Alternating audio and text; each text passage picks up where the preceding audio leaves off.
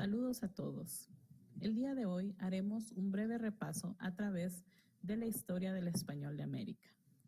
Este repaso es especial para los alumnos del español de Honduras. Sin embargo, sus datos son generales para cualquier persona que desee aprender. El español de América se divide en 3 etapas, las cuales están divididas por siglos. La primera etapa contiene los siglos XVI al XVIII, es decir, tras la llegada de los españoles a América, su ubicación y su estadía, por lo cual el icono representa eso, pues el inicio, el lanzamiento del español de América.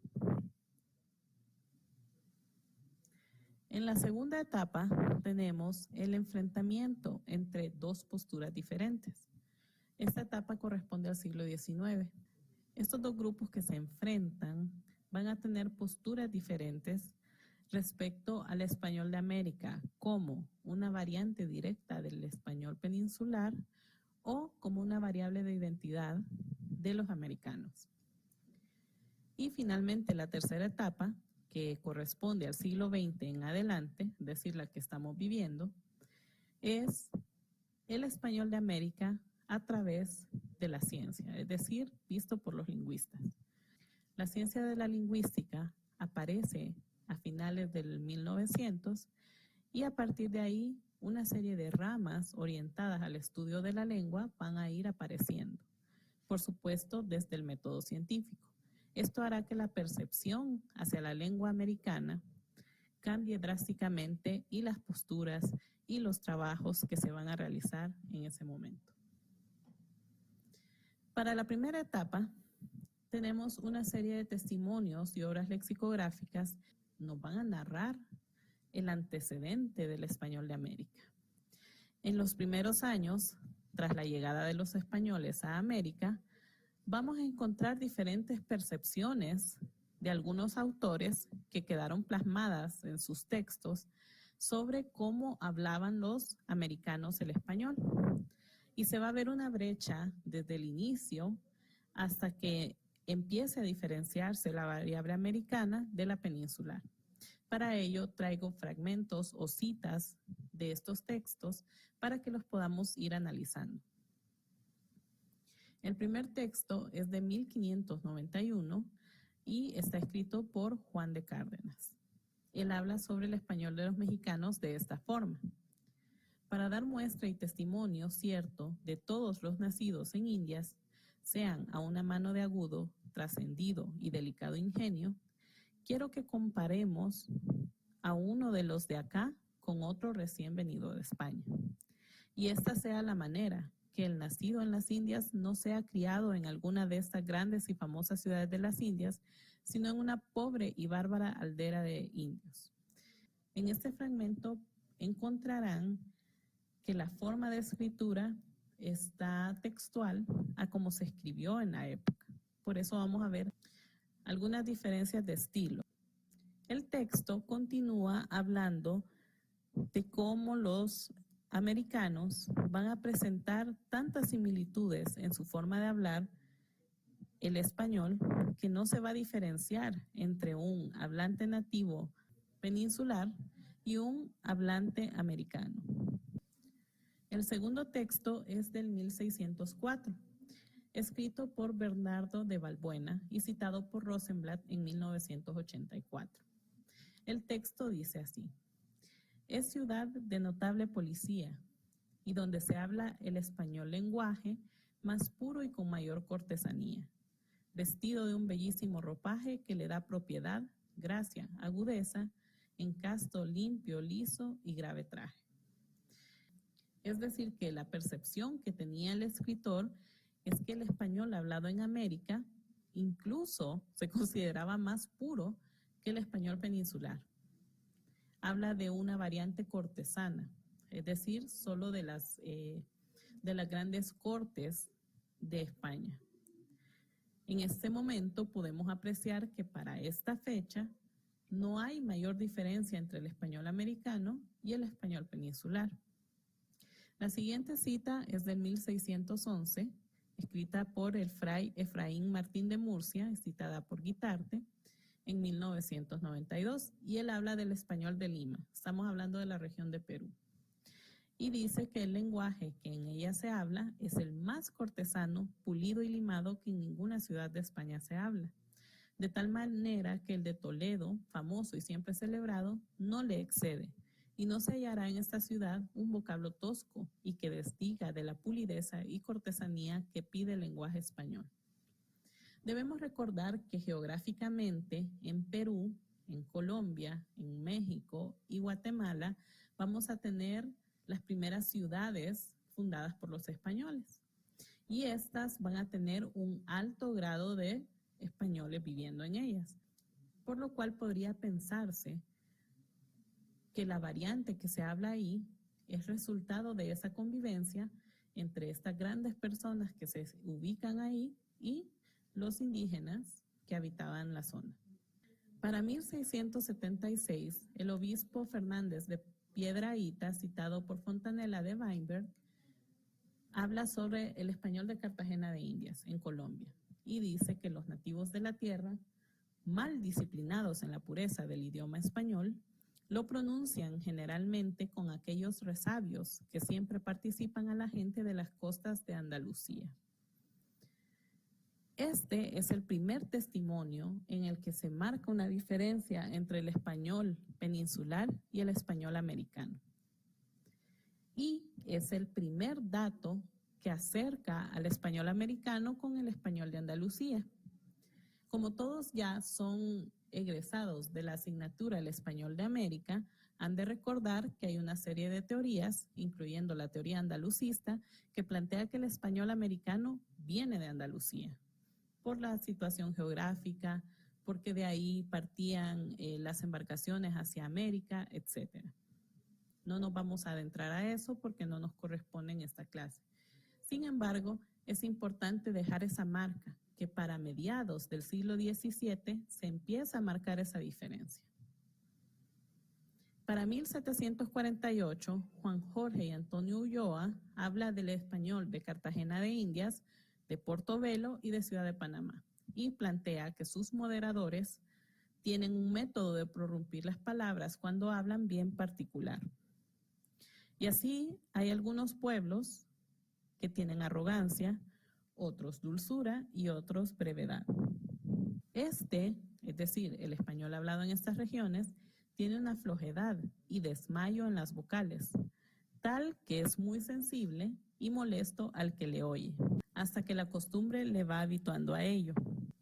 Aún más sucede en este particular, y es que en cada una de las tres ciudades llevan distinto método en el descuadernamiento, flaqueza y acento en las voces, acompañado de diversidad de sílabas propias de cada uno, no menos distinguibles entre sí que todas ellas apartadas del estilo con que se habla en España.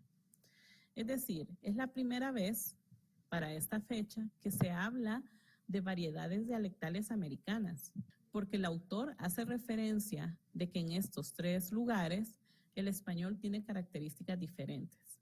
También podemos decir que es de los primeros testimonios que van a reflejar características lingüísticas por sí mismas, ya que todos los textos anteriores que alababan el español americano generalmente lo hacían en un plano bastante poético y menos lingüístico. Por supuesto, para esta época la lingüística como ciencia no existía. Lo que se tenía era algún tipo de estudios filológicos y gramaticales. Acompañado a estos testimonios que ya nos van planteando que para mediados del siglo XVII el español americano y peninsular se diferencian, tenemos las obras lexicográficas. Estas obras van a empezar a recoger el léxico propio de América. Son sumamente importantes, ya que empiezan a apropiarse de una identidad a través del léxico. Para 1608 aparece el primer glosario de americanismos, que cuenta con 18 palabras propias de América, entre ellas camayo, cordillera, encomienda, tributo y repartimento. En esta segunda etapa vamos a tener dos frentes o dos corrientes que se van a contradecir y van a luchar por una percepción y concepción completamente diferente del español americano. La primera es la corriente separatista. A esta pertenece la generación de 1837 o la Asociación de Mayo. Está basada en la filosofía del alemán Johann Herder y entre los principales precursores de esta corriente tenemos a Juan María Gutiérrez, Juan Bautista Alberdi, Domingo Faustino Sarmiento y Esteban Echeverría. Grandes personalidades de la literatura, primeros escritores americanos, que van a presentar una postura de independencia lingüística de España. Por el otro lado, tendremos a la corriente unionista, entre los cuales, pues, la principal característica que tenían era que eran conservadores. Tenemos algunos nombres también muy representativos, como Andrés Bello, Rufino José Cuervo, colombiano, Carlos Gagini, costarricense, Ribodó, venezolano, y Batres Jauregui, guatemalteco. Ellos tienen la postura de mantener ligada la lengua y la literatura en español a una y otra costa del Atlántico. Guitarte propone la emancipación del español de América es necesaria. Se debe reivindicar el derecho de los americanos, es decir, desarrollar el idioma por sí mismos, presentar el español americano y adecuarlo a cada época. La corriente unionista, por su parte, tiene una postura completamente diferente y es de esperarse. Ellos están atemorizados por una ruptura lingüística. Pensaban que así como el latín se había desmembrado en múltiples lenguas, lo haría el castellano en América. Y era un temor justificado completamente. El latín, por muy poderoso que había sido él como lengua y el Imperio Romano, habían llegado a un punto de ruptura. Ellos proponían aunar esfuerzos con el fin de que todos los países americanos mantuvieran en estrecha unión sus hábitos lingüísticos castellanos, además de su literatura. Es decir, que lo que se busca es tener un español unificado en América y en Europa. Posteriormente, y luego de muchas disputas, aparece un movimiento conciliador que parte de la corriente unionista, que ellos, sin querer romper con la unidad lingüística y dándole el valor de culto al español peninsular, empezó a tomar distancia de las actitudes de la Real Academia Española, para considerar el español americano como una variedad distinta, pero tan válida como el español peninsular. Es comprensible que este movimiento haya aparecido en busca del reconocimiento del español americano como una variante de igual valor. Sucede que, tras todas estas discusiones que tenían los americanos, la Real Academia propone en 1870 una comisión para la creación de las academias americanas. Lo interesante es qué objetivo buscaba la Real Academia. Alberdi propone que estas academias americanas iban a ser dependencias de la Academia Española, ramas accesorias de la institución de Madrid. Y dentro de sus frases célebres dice: las lenguas no son obra de las academias, nacen y se forman en la boca del pueblo, de donde reciben el nombre de lenguas que llevan. La lengua es de tal modo la obra de la nación y constituye su mejor símbolo. Esta postura que ya traían todos los separatistas es bastante acertada, dado que las academias, incluso la Real Academia Española en la actualidad, trata de regir algunas reglas, pero al final lo que prevalece es el habla, es la forma práctica en que se utiliza la lengua.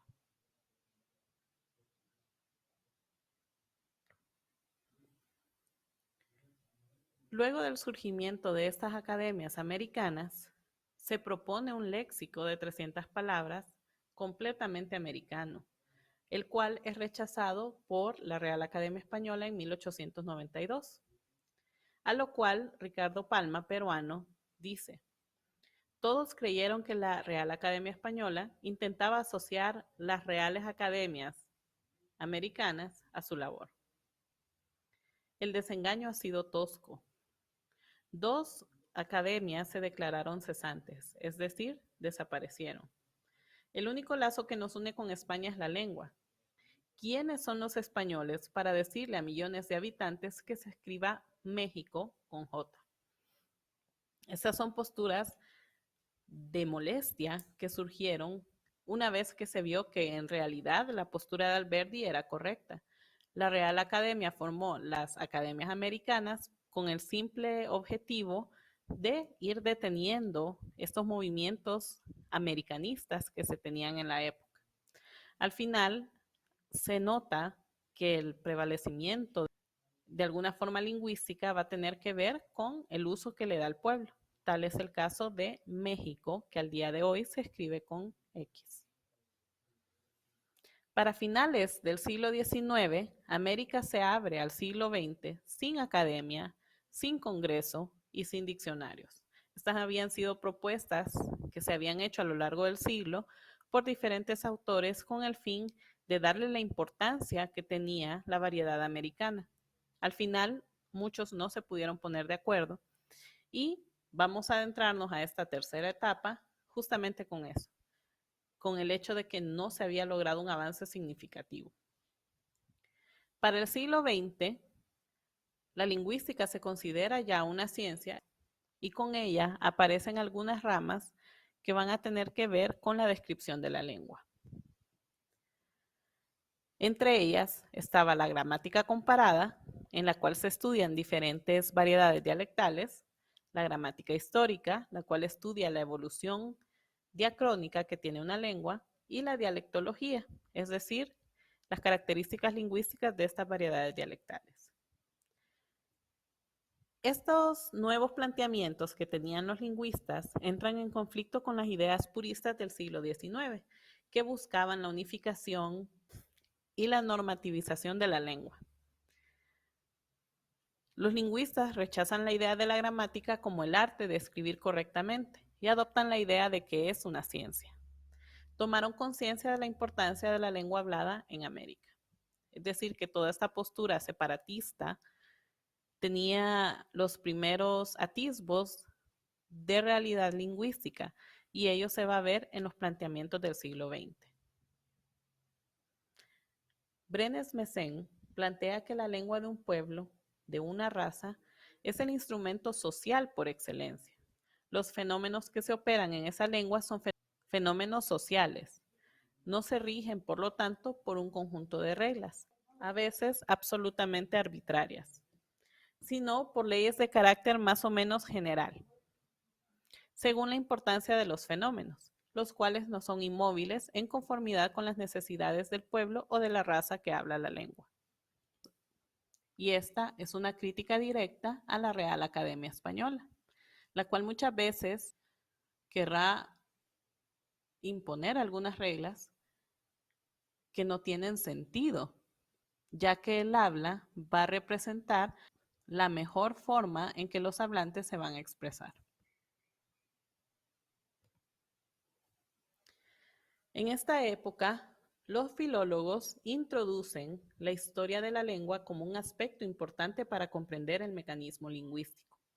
Esta nueva rama de la lingüística se va a encargar de estudiar los aspectos históricos a la par de los aspectos lingüísticos que tiene una lengua en su evolución.